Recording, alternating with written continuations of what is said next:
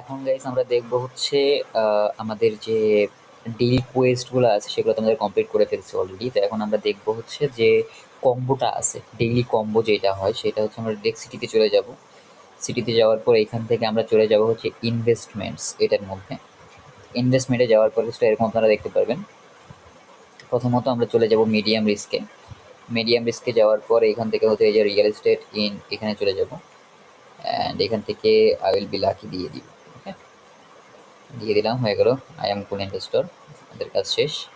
এরপর নিচের দিকে আসবো, এখান থেকে হাই রিস্ক যেটা থাকবে, হাই রিস্ক থেকে আমরা নেবো হচ্ছে ইউনিকর্ন ব্রিডিং, এটা নিয়ে নিব।